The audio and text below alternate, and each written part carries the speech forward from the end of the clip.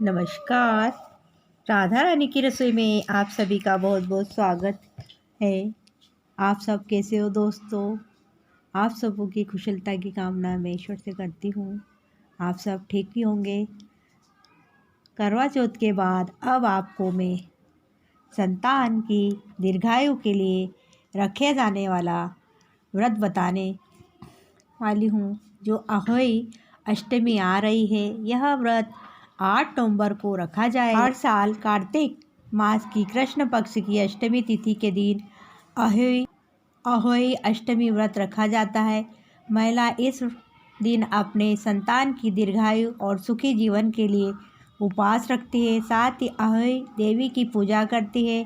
आइए हम बताते हैं आपको कि अष्टमी व्रत के शुभ मुहूर्त और व्रत की कथा किस प्रकार। अहोई अष्टमी का मुहूर्त है।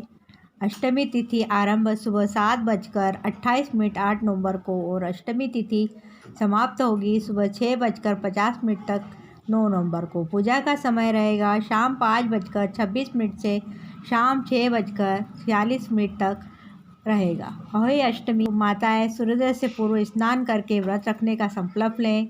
अहोई माता की पूजा के लिए दीवार पर गेरू से अहोई माता की चित्र बनाएं, साथ ही से और उसके साथ पुत्रों का चित्र भी बनाएं। सायंकाल के समय पूजन के लिए अहोई माता के चित्र के सामने एक चौकी रखें, उस पर जल से भरा हुआ कलश रखें, फिर रोली फिर चावल से माता की पूजा करें। मीठे पुए और आटे के हलवे का भोग लगाएं।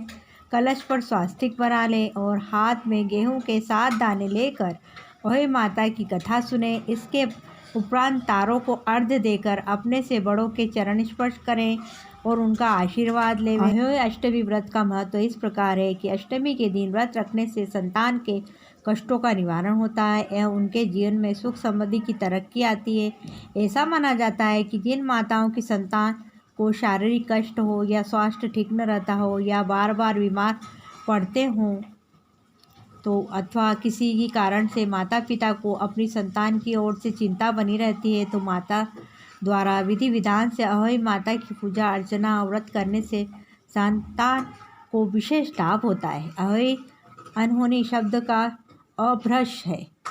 अनहोनी को टालने वाली माता देवी पार्वती है, इसलिए इन दिन माँ पार्वती की पूजा अर्चना भी विधान है। अपनी संतान की दीर्घायु और अनहोनी से रक्षा के लिए महिलाएं ये व्रत रख साऊ माता और भगवती पार्वती के आशीष मांगती है। कहते हैं कि ब्रजमंडल की अधिष्ठात्री देवी श्री राधा रानी बहुत ही दयालु और कृपालु है। वो अपनी शरण में आए हुए सभी भक्तों पर कृपा जरूर करती है। अहोई अष्टमी के दिन राधा कुंड में स्नान करने से संतान प्राप्ति की मान्यता है, इसलिए इसे नींव जल रखकर वहाँ पर स्नान किया जाता है। दोनों पति पत्नी दोनों जाकर स्नान कर सकते हैं और बाद में अगर आपकी मन्नत पूरी हुई, आपके घर अगर पुत्र वगैरह, तो उस पुत्र को ले जाकर भी वहाँ पर आप स्नान कर सकते हैं। इस साल अहोई अष्टमी 8 नवंबर रविवार को मनाई जाएगी। हिंदू पंचांग के अनुसार हर साल कार्तिक मास के कृष्ण पक्ष की अष्टमी तिथि को अहोई अष्टमी का व्रत रखा जाता है।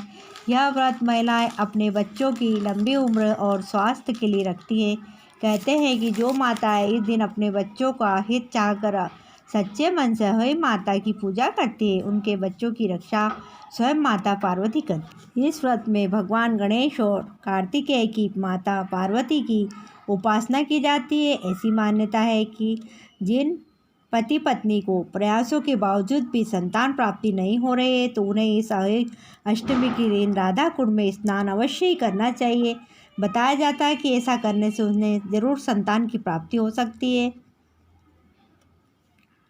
राधा कुंड में स्नान का बहुत ही महत्व है।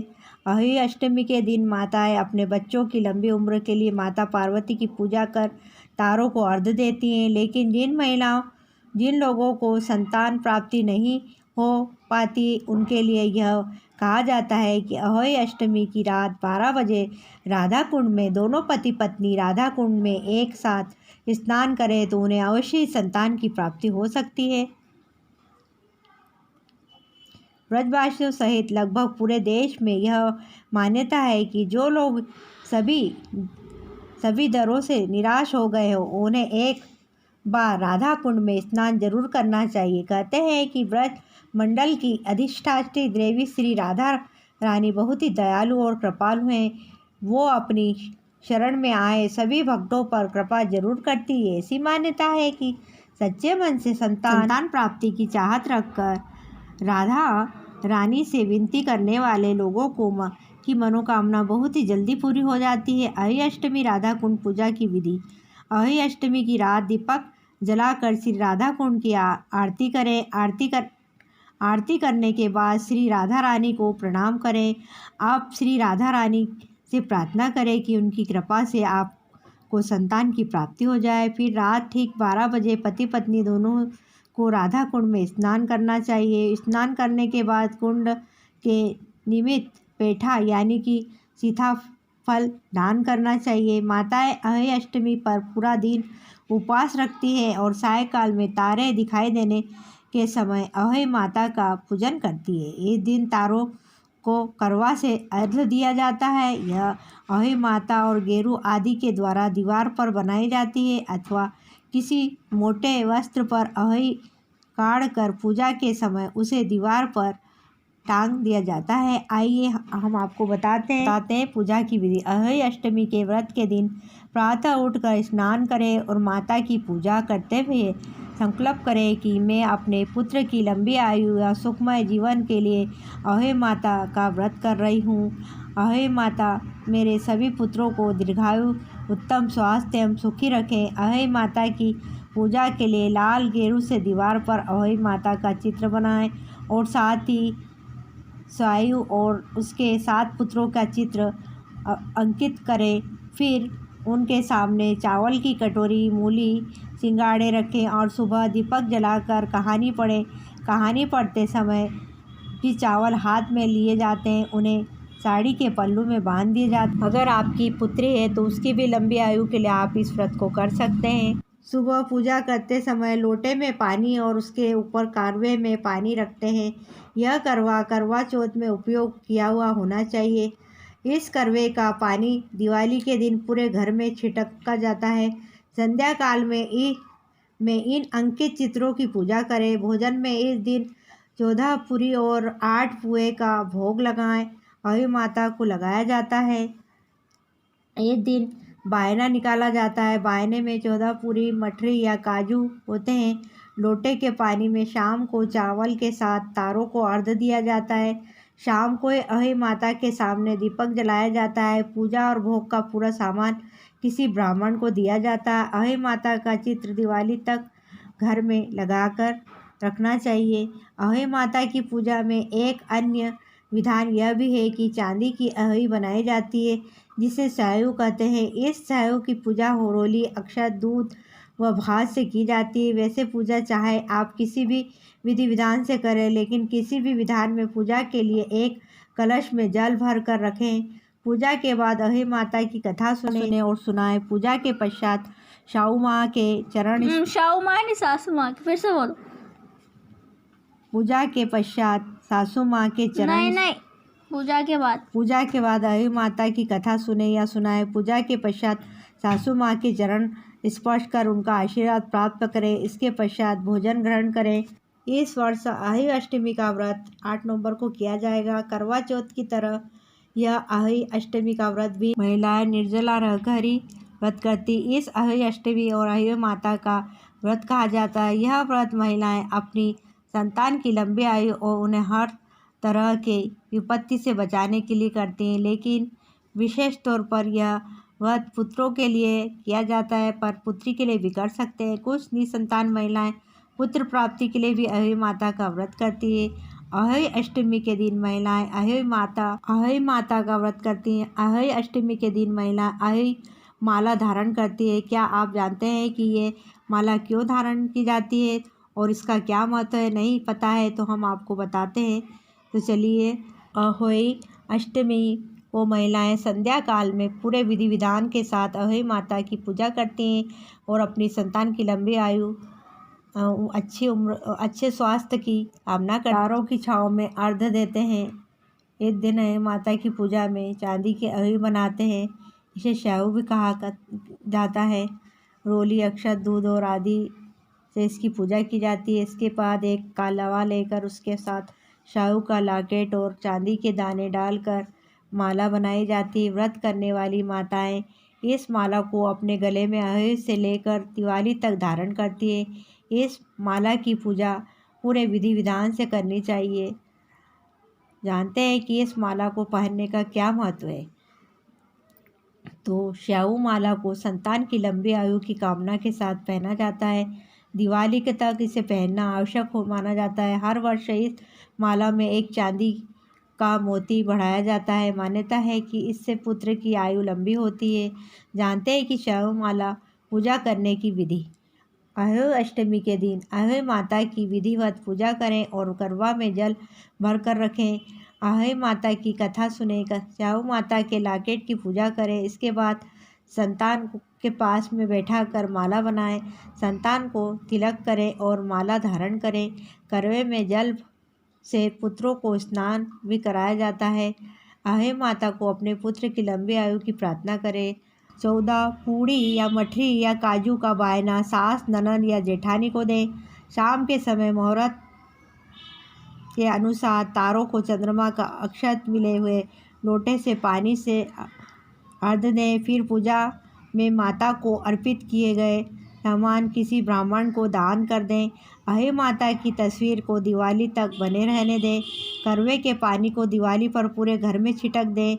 धार्मिक मान्यता है, इसके अनुसार यदि संतान विहीन महिलाएं अहोई अष्टमी का प्रसाद खाती हैं तो उनकी अहोई माता की कृपा से संतान की प्राप्ति अवश्य ही होती है। अब हम आपको अष्टमी के दिन कौन से हैं और कौन से कार्य आपको भूल कर भी नहीं करना चाहिए उसके बारे में आपको बताते हैं। ये दिन किसी भी प्रकार से अपने घर में कलेश न करें, क्योंकि ऐसा करने से अहोई माता नाराज हो जाती है और आपको मनोवांछित फल की प्राप्ति नहीं होती। तो ऐसी गलती आप ना करें।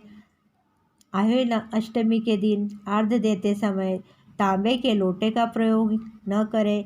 हमेशा स्टील या पीतल से लोटे का ही प्रयोग करें। अहोई अष्टमी के दिन घर में तामसिक चीज़ों का प्रयोग बिल्कुल न करें, क्योंकि ऐसा करने से भी संतान की आयु छिन्न हो जाती है।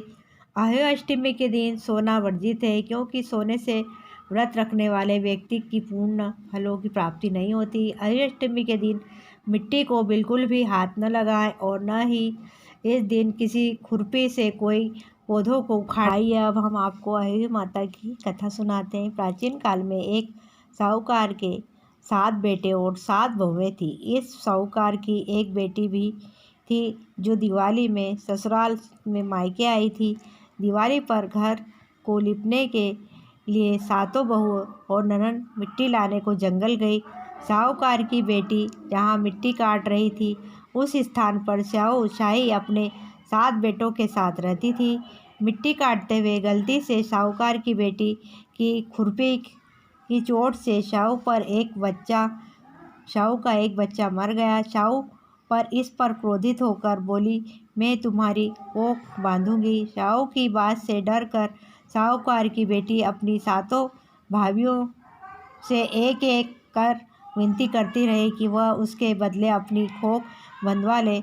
सबसे छोटी भाभी ननद के बदले अपनी कोख बंधवाने के लिए तैयार हो जाती है। इसके बाद छोटी भाभी के जो भी बच्चे होते हैं वे 7 दिन बाद मर जाते हैं। इसके बाद उनसे पंडित को बुलवा कर उपाय पूछा तो पंडित ने सुरई गाय की सेवा करने की सलाह दी। सेवा से प्रसन्न सुरई उसे श्याऊ के पास ले जाती है। इस बीच थक जाने पर दोनों आराम करने लगते हैं। अचानक साहूकार की छोटी बहू देखती है कि एक सांप गरुड़ पंखनी के बच्चे को डसने जा रहा है और वह सांप को मार देती है। इतने में गरुड़ पंखनी वहां आ जाता है और सुरई सहित उनके श्याऊ के पास पहुंचा देती है। वहां श्याऊ छोटी बहू की सेवा से प्रसन्न होकर उसे 7 पुत्र और 7 बहू होने का आशीर्वाद देती है। श्याऊ के आशीर्वाद से छोटी बहू का घर पुत्र और पुत्र वधुओं से भरा होता है। संतान की भलाई के लिए माताएं अहोई अष्टमी के दिन सूर्योदय से लेकर गोधूली बेला शाम तक उपवास रखती हैं। शाम के वक्त ही आकाश में तारों को अर्घ्य देखने के बाद ही व्रत तोड़ने का विधान है। हालांकि कुछ महिलाएं चंद्रमा के दर्शन करने के बाद व्रत को तोड़ती है। चंद्र दर्शन में थोड़ी परेशानी होती है क्योंकि अहोई अष्टमी की रात चंद्रोदय देर से होता है। निसंतान महिलाएं संतान प्राप्ति की कामना से भी अहोई अष्टमी का व्रत करती हैं।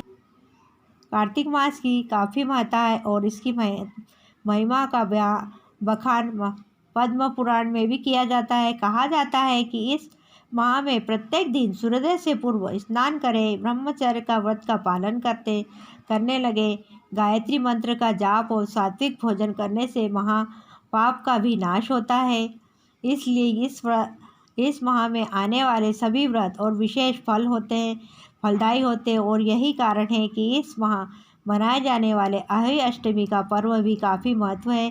कुल मिलाकर यह पर्व किसी भी तरह की अनहोनी से बचाने वाला। हमने आपको अहोई अष्टमी के बारे में पूरी जानकारी, इसका शुभ मुहूर्त, आप क्या गलती करें क्या न करें, किस तरह से व्रत करें, किस तरह से पूजन करें, किस तरह से माला बनाएं, सारे जानकारी आपको हमने दी। तो आपको हमारी यह जानकारी अच्छी लगी हो और अगर आप पुत्र प्राप्ति की कामना रखती हैं या अपनी संतान की लंबी आयु के लिए करना चाहती हैं तो इस व्रत को आप अवश्य करें। तो आपको हमारा यह वीडियो पसंद आए तो वीडियो को लाइक करें, शेयर करें, सब्सक्राइब करें। मेरे तीनों चैनल राधा रानी की रसोई, एस्ट्रो विद राधा रानी